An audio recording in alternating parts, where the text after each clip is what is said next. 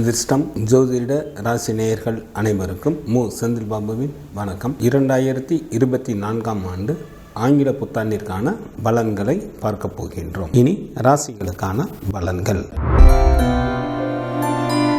செவ்வாயை ராசி அதிபதியாக கொண்ட மேசராசி என்பர்களே, இந்த வருடத்தில் தங்களது ஜென்ம ராசி மற்றும் ராசிக்கு 2ஆம் இடத்தில் குரு பகவானும், ராசிக்கு லாபஸ்தானத்தில் சனி பகவானும், ராசிக்கு விரயஸ்தானத்தில் ராகு பகவானும், ராசிக்கு 6ஆம் இடத்தில் கேது பகவானும் அமர்ந்து இருப்பதால் மேசராசி என்பர்களுக்கு முடிவு எடுக்கும் திறன் நன்கு பலப்படும். தங்களுக்கு வருமானம் நன்றாக இருக்கும்.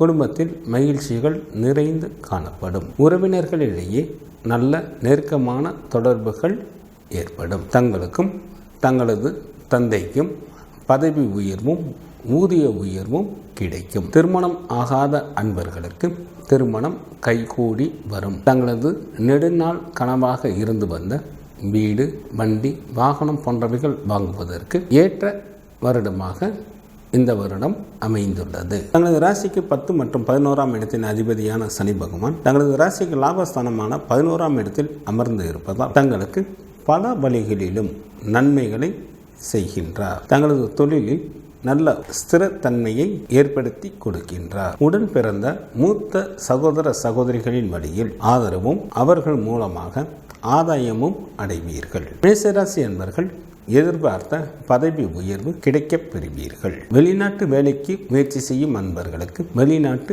வேலை வாய்ப்பு கிடைக்கும். சில மேசராசி அன்பர்கள் புதிய தொழில்களை தொடங்குவதற்கும் வாய்ப்புகள் உண்டு. தங்களது ராசிக்கு 6ஆம் இடத்தில் கேது பகவானும், ராசிக்கு 12ஆம் இடத்தில் ராகு பகவானும் அமர்ந்து இருப்பதால் சில மேசராசி அன்பர்களுக்கு உடல்நலம் பாதிப்படைவதற்கு வாய்ப்புகள் உள்ளதால் தங்களது ஆரோக்கியத்தை நல்ல முறையில் பார்த்து கொள்ளுங்கள். பெற்றோர் உடல் நலத்தில் கூடுதல் கவனம் செலுத்துவது நல்லது. கல்வி பயிலும் மாணாக்கர்களுக்கு இந்த ஆண்டின் தொடக்கத்தில் குரு பகவான் தனது பார்வையாக தங்களது ராசிக்கு 5ஆம் இடத்தை பார்க்கின்றார். அதே நேரத்தில் தங்களது ராசிக்கு லாபஸ்தானத்தில் அமர்ந்துள்ள சனி பகவானும் பார்க்கின்றார். இதனால் சில மாணவர்களுக்கு சிறு சிறு இடையூறுகள் ஏற்பட்டாலும் குரு பகவானின் பார்வை அதனை சரி செய்து விடுவதால் நல்ல மதிப்பெண்களுடன் தேர்ச்சிகளை பெறுவீர்கள். மன உறுதியுடன் தங்களது படிப்பினை மேற்கொண்டால் போதும். வேலைக்கு செல்லும் பெண்களுக்கு எதிர்பாராத வகையில் தங்களுக்கு பதவி உயர்வு மற்றும் ஊதிய உயர்வு கிடைக்கப் பெறுவீர்கள். திருமணம்